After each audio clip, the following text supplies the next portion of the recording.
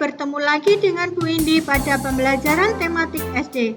Kali ini kita akan belajar tematik kelas 4 pada tema 8 daerah tempat tinggalku, subtema 3 bangga terhadap daerah tempat tinggalku, pembelajaran 2. Pembelajaran yang akan kita capai yaitu 1. Kalian dapat menemukan pengertian benda 3 dimensi. 2. Kalian dapat memahami pengertian karya seni 3 dimensi. 3. Kalian dapat memahami pengertian menggambar benda 3 dimensi. 4. Kalian dapat menemukan bentuk benda-benda 3 dimensi dan mengungkapkannya dalam karya gambar. 5. Kalian dapat menemukan benda yang biasa dituangkan dalam gambar 3 dimensi. 6. Kalian dapat menentukan tokoh dan sifat tokoh dalam cerita fiksi. 7. Kalian dapat menentukan sifat tokoh secara visual. 8. Kalian dapat mengidentifikasi hubungan antara gaya dan gerak dalam berbagai peristiwa. Dan terakhir, kalian dapat membuktikan adanya hubungan antara gaya dan gerak. Amatilah gambar berikut. Benda-benda pada gambar berikut merupakan gambar benda 3 dimensi. Apakah yang dimaksud dengan benda 3 dimensi? Benda 3 dimensi adalah benda yang memiliki panjang, lebar, dan tinggi. Tuliskan pendapatmu mengenai pengertian benda 3 dimensi pada kolom berikut dengan menyampaikan ciri-ciri benda 3 dimensinya. Membaca. Gambar adalah karya seni rupa 2 dimensi. Karya seni rupa 2 dimensi merupakan karya seni rupa yang memiliki ukuran panjang dan lebar. Objek gambar adalah benda-benda 3 dimensi. Benda 3 dimensi adalah karya seni rupa yang memiliki panjang, lebar, dan tinggi serta memiliki volume. Volume inilah yang menjadi pembeda antara benda 2 dimensi dan benda 3 dimensi. Benda 3 dimensi misalnya benda hias dan benda-benda yang digunakan untuk memenuhi kebutuhan sehari-hari. Contohnya guci, vas bunga, meja, kursi, lemari, dan lampu hias. Berdasarkan pengertian karya seni 3 dimensi tersebut, dapat kamu pahami adanya ciri-ciri 3 dimensi sebagai berikut. Nah, ditinjau dari jenis bendanya, ada 3 jenis benda yang biasa dituangkan dalam gambar 3 dimensi.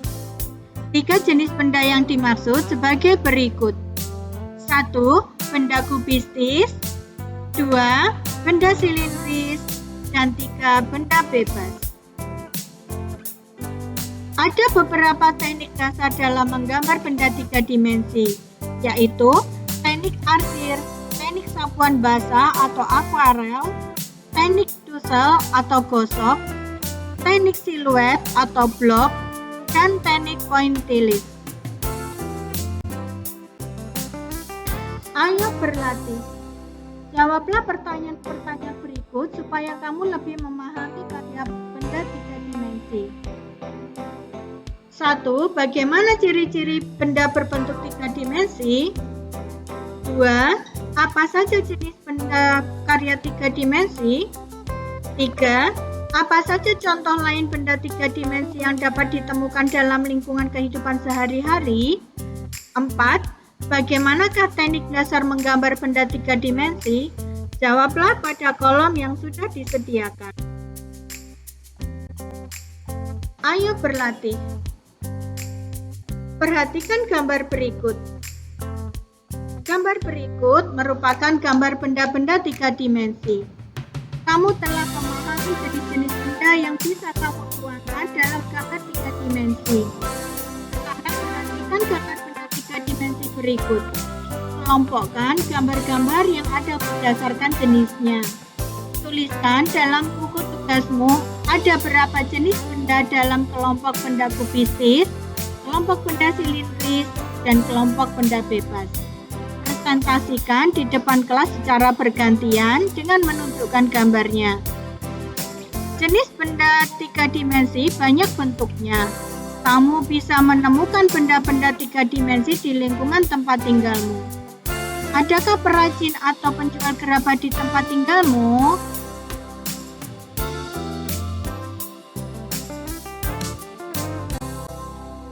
Ayo mengamati. Bentuklah kelompok terdiri atas 5 anak. Lakukan kunjungan secara kelompok ke tempat perajin atau penjual gerabah di lingkungan tempat tinggal. Amati gerabah yang dijual atau dibuat perajin. Tuliskan nama gerabah yang termasuk jenis benda yang biasa dituangkan dalam gambar 3 dimensi. Tuliskan sesuai 3 kelompok jenis benda 3 dimensi. Teko merupakan benda 3 dimensi. Saat kita melihat teko, mengingatkan kita pada cerita Aladin Lampu Ajaib. Cerita Aladin dan Lampu Ajaib merupakan contoh cerita fiksi. Tahukah kamu cerita Aladin dan Lampu Ajaib? Coba cari tahu mengenai cerita Aladin dan Lampu Ajaib.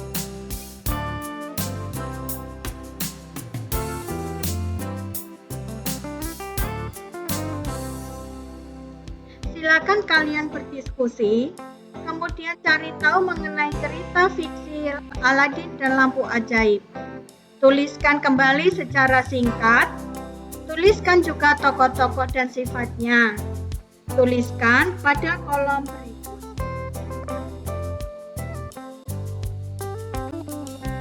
Benda 3 dimensi berupa teko dapat dibuat dengan cara dibentuk dari tanah liat. Karena pengaruh gaya saat membentuk, tanah liat yang tadinya tidak berbentuk menjadi bentuk teko. Masih ingatkah kamu dengan pembelajaran 1 yang membahas tentang hubungan gaya dan gerak? Dapatkah kamu menemukan hubungan gaya dan gerak pada peristiwa di lingkungan tempat tinggal? Amatilah gambar peristiwa berikut. Berikut adalah gambar anak bermain ketapel. Bermain ketapel dilakukan dengan menarik karet dan melepaskan karetnya. Berhati-hatilah saat bermain ketapel. Jangan diarahkan kepada teman. Hubungan antara gaya dan gerak pada peristiwa bermain ketapel adalah gaya saat anak menarik ketapel dan melepaskannya mempengaruhi batu yang semula diam menjadi bergerak setelah dilontarkan dengan menggunakan ketapel. Perhatikan gambar berikut. Gambar berikut adalah paman menimba dengan ember. Paman menimba dengan menarik tali timba. Hubungan gaya dan gerak pada peristiwa menimba adalah gaya yang dikerjakan paman saat menarik tali timba mengakibatkan ember yang semula diam menjadi bergerak. Ember bergerak naik. Perhatikan gambar berikut. Gambar berikut adalah perajin membuat gerabah. Gerabah dibuat dari tanah liat. Tanah dibentuk oleh perajin menjadi berbagai bentuk. Hubungan gaya dan gerak pada peristiwa membuat gerabah adalah gaya yang dilakukan perajin saat membentuk tanah menjadi gerabah.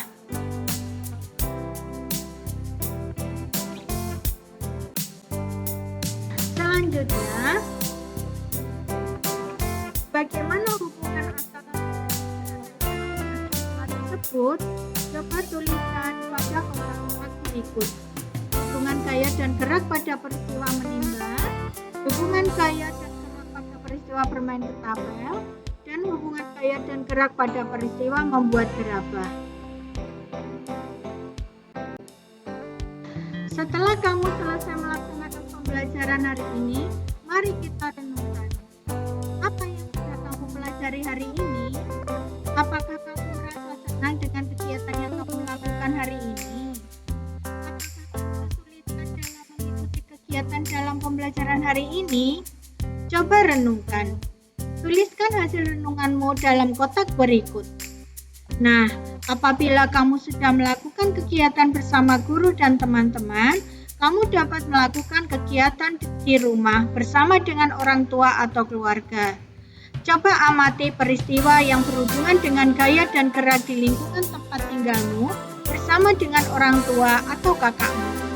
Tuliskan peristiwa yang kamu amati. Tuliskan juga hubungan antara gaya dan gerak pada peristiwa itu. Tuliskan pada kolom berikut. Pada kolom berikut terdapat nama. Tuliskan namamu, lalu tuliskan daerah tempat tinggalmu. Tuliskan peristiwa yang kamu amati pada kolom kedua dan tuliskan hubungan gaya dan gerak pada peristiwa tersebut. Apabila kamu sudah melakukan seluruh kegiatan pembelajaran hari ini, artinya kamu sudah selesai melaksanakan kegiatan pembelajaran tema 8 subtema 3 pembelajaran 2 dengan baik. Semoga pembelajaran hari ini bermanfaat. Salam semangat!